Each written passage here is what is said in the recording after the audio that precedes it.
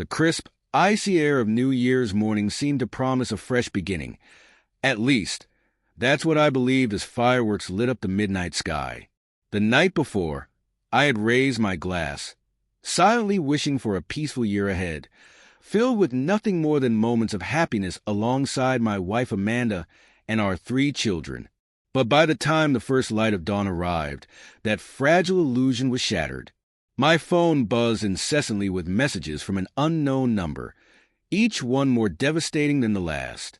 The video that accompanied the first message is something I'll never forget. Grainy footage showed Amanda, my wife of 27 years, caught in the act with her co-worker Andrew in the back office of their company's New Year's Eve party. The scene was as vulgar as it was disturbingly cliché, like a bad soap opera. Their office chair creaked under them as the camera zoomed in, muffled giggles and moans filling the air. They hadn't even bothered to close the door properly.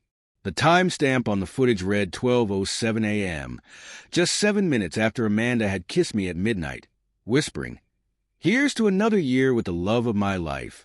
The anonymous sender's messages left no room for doubt. "This isn't the first time," one text read. "They've been meeting in secret for months."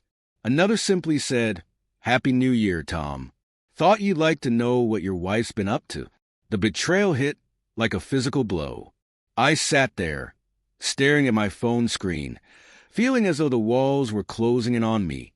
The woman I thought I knew, the woman who had stood by me for nearly 3 decades, raising our children and building a life together, was suddenly a stranger, and that stranger had just destroyed everything. I stumbled into the kitchen, desperate for something, anything, to ground me. The coffee maker gurgled as I stared vacantly out the window, the pristine winter landscape mocking me with its calm. Moments later, Amanda came in, flushed from the cold, carrying firewood for the fireplace. "Morning," she chirped, her tone annoyingly cheerful. "You're up early." I couldn't look at her. Every word she spoke grated on my nerves. How could she act so normal? Did she honestly think I wouldn't find out? "Yeah," I muttered, gripping my mug tightly. Couldn't sleep. She didn't seem to notice the venom in my voice. Instead, she kissed me lightly on the cheek, just like she always did, and began discussing plans for the day. But her words blurred into background noise as my mind replayed the scene from the video.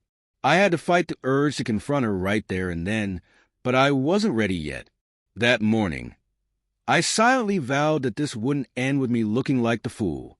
Amanda might have thought she was untouchable, but she was about to learn just how wrong she was. By the time New Year's Day afternoon rolled around, I had perfected the art of wearing a mask. The sting of Amanda's betrayal burned like acid inside me, but I kept up the facade. I smiled at our youngest daughter, Sophie, as we built a snowman in the backyard. I casually chatted with our son, Jack, about his New Year's resolutions. I even managed to nod along as Amanda stood by the kitchen counter, her eyes sparkling as she talked about how lucky we were to have such a beautiful family. The audacity of it all made me sick. By then, I had watched the video at least a dozen times, not because I wanted to, but because I needed to. Each frame was a painful reminder of who Amanda had become, and yet, as she handed me a mug of hot chocolate with her sweet, familiar smile, I couldn't help but wonder, how long had she been lying to me? How many other holidays had been nothing but a charade? How many nights had she come home from late meetings only to wash away the scent of another man in our shower? But none of those answers mattered. The damage had already been done. That evening, as the house settled into a quiet lull, I began to set my plan in motion.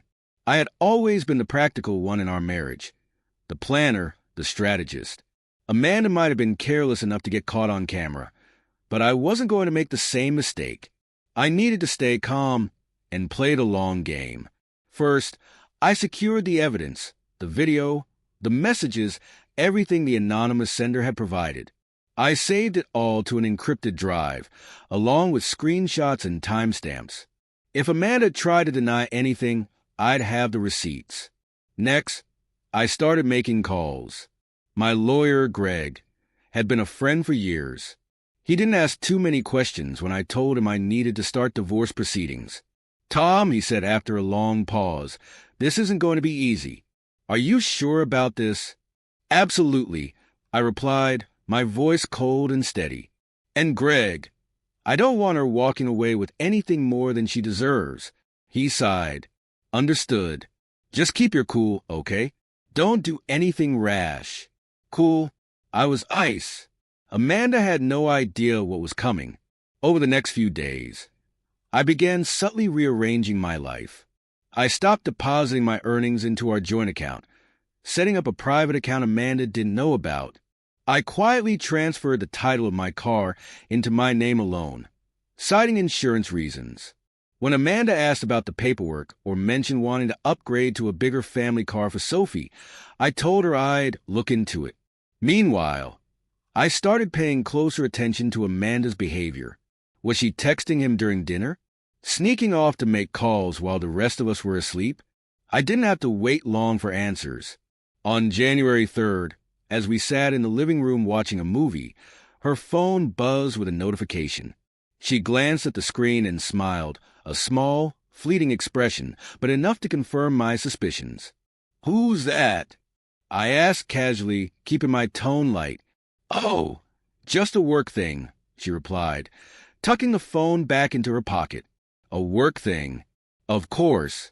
By the time the first week of January ended, I had collected enough evidence to see the full scope of Amanda's betrayal. Andrew, her co-worker and lover, was married with a teenage daughter. His social media pages were filled with family photos, each one a painful reminder of his hypocrisy. Amanda wasn't just betraying me. She was complicit in deceiving his wife and child as well. That realization sent a fresh wave of fury through me. I wanted to confront them both, expose them for the liars they were, but Greg's voice echoed in my mind. "Don't act rashly." So, I bided my time.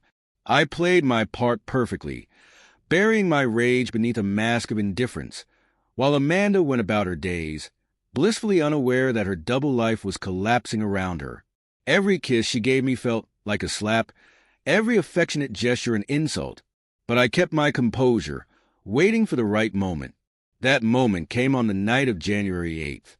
We were in the living room, the fire casting a warm glow over the room.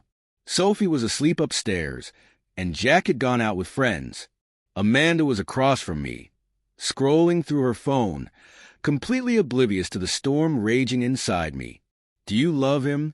I asked suddenly, my voice cutting through the silence like a knife. Her head snapped up, her eyes wide with shock. "What?" I leaned back in my chair, studying her. "You heard me. Do you love him?" "Andrew, right?" Her face drained of color, her hands shaking as she set the phone down. "Tom, I interrupted her sharply. "Don't lie. I know everything." Amanda's reaction was a chaotic mix of panic and guilt. She stammered, her words tumbling out in broken fragments as she tried to explain herself. "It was a mistake," she said, tears streaming down her face. "I wasn't thinking. I didn't mean for this to happen, but I wasn't interested in her excuses." I stood up, towering over her, and pointed toward the door. "Pack your things, Amanda. You're not staying here anymore." Her sobs filled the house as she begged me to reconsider. But I didn't relent. This was only the beginning. Amanda was about to learn what it meant to betray someone who had given her everything. That night, she cried, pleaded, and promised she'd cut Andrew out of her life. But I wasn't buying it. Her words were as empty as the vows she had already broken. I told her she could stay temporarily for the sake of the kids, but she wasn't my wife anymore. She was a tenant, and she'd soon be evicted.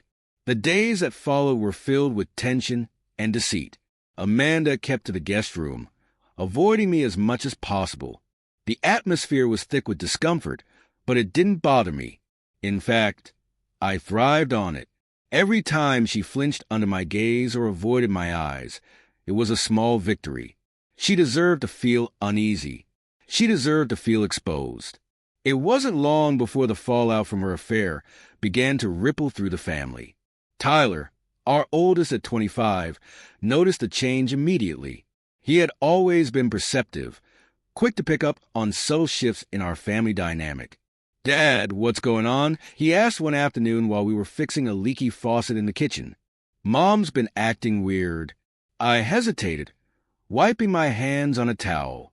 Tyler had a right to know, but I wasn't sure how to tell him without shattering his image of Amanda. After a moment, I decided to be blunt. "She cheated," I said flatly, watching as his expression shifted from confusion to disbelief. "Some guy from her office." Tyler froze, his grip tightening on the wrench. "You're kidding?" "I wish I was," I replied. His face darkened, and I saw the same anger I had been carrying reflected in his eyes. "What are you going to do?" he asked. "I'm divorcing her," I said, "but it's going to be a fight." Tyler didn't say much more after that, but his loyalty was clear. That night, he packed a bag and moved back home, refusing to even acknowledge Amanda when she tried to speak to him. She was devastated, but I didn't care.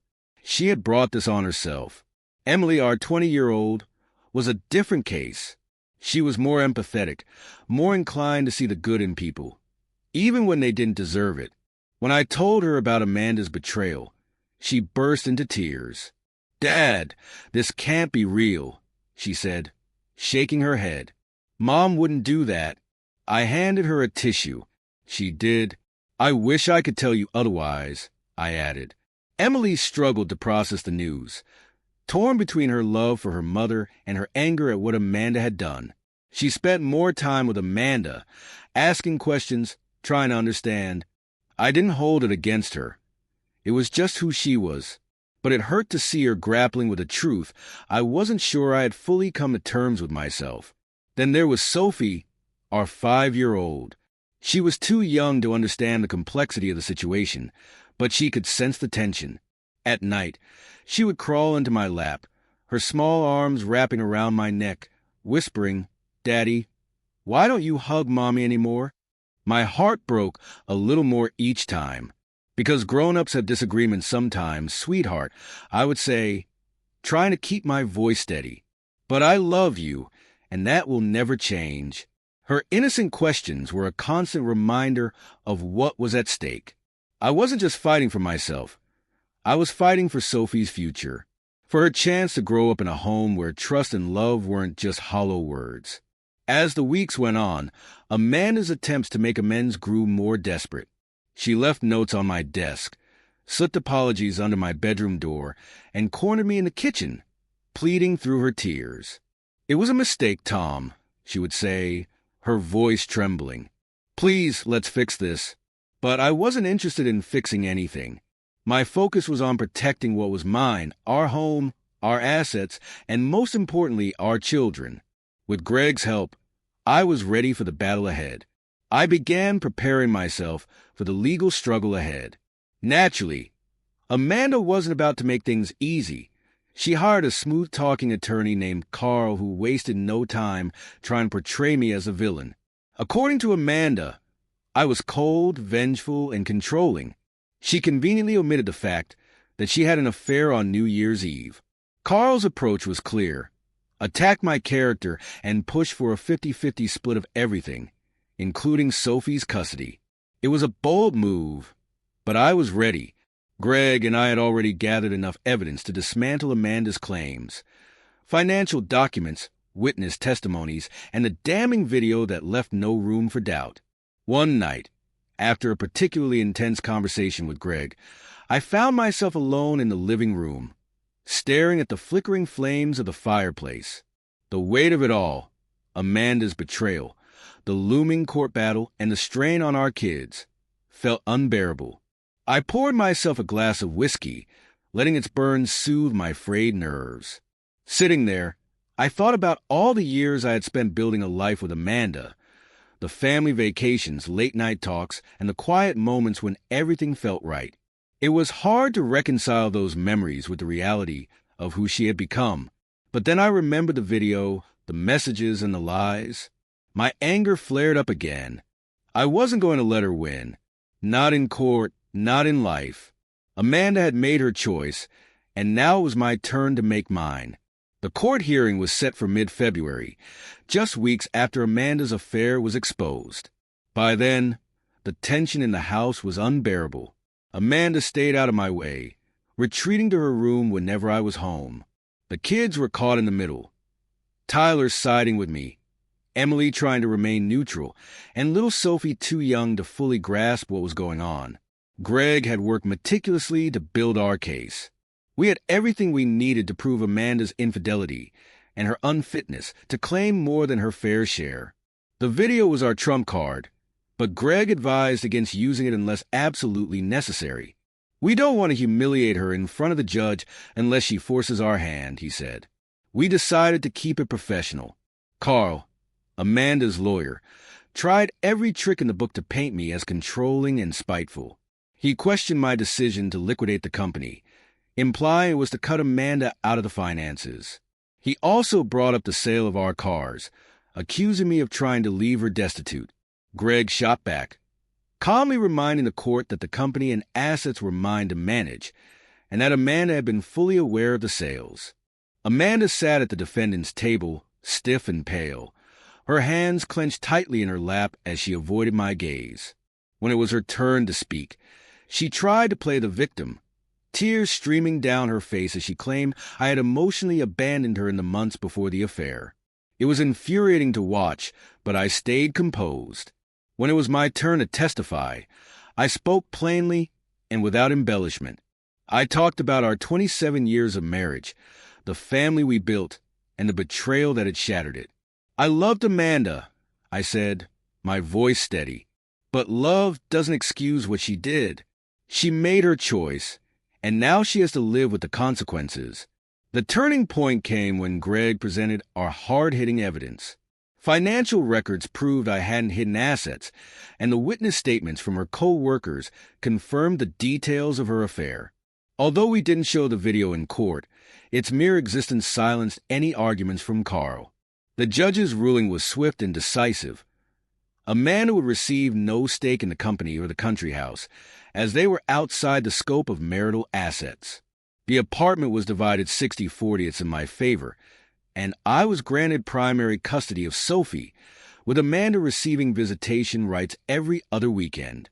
Amanda's face crumpled when the decision was read, but I felt nothing but relief. It was over. I had won. In the weeks that followed, Amanda moved out and into a small rental across town. Tyler completely cut ties with her, refusing to even acknowledge her presence. Emily, always the peacemaker, visited her occasionally, but avoided discussing the situation with me. As for Sophie, she adjusted surprisingly well to the new arrangement. Kids are resilient like that. Life began to settle into a new rhythm. I focused on rebuilding my company. Tyler temporarily moved back in to help me, and Emily began stopping by more often, bringing groceries or just spending time with Sophie. Our little family wasn't perfect, but it was ours, and I was determined to protect it. One afternoon, as I was going through some old photos, I came across a picture from our honeymoon. We were standing on a beach, arms wrapped around each other, both of us laughing at something just out of the frame. I stared at it for a long time, feeling a strange mixture of nostalgia and bitterness. That version of Amanda, the woman I married, the woman I loved, was gone. She had been gone for a long time, even if I hadn't realized it at the time. I put the photo back in the box and closed the lid. The past was the past, and I had no intention of dwelling on it. As I sit on the porch of the country house, watching Sophie chase butterflies in the garden, I finally feel a sense of peace. The sun is warm on my face, the air smells like pine and wildflowers, and for the first time in years, I can breathe. Amanda's betrayal may have broken me, but it didn't destroy me.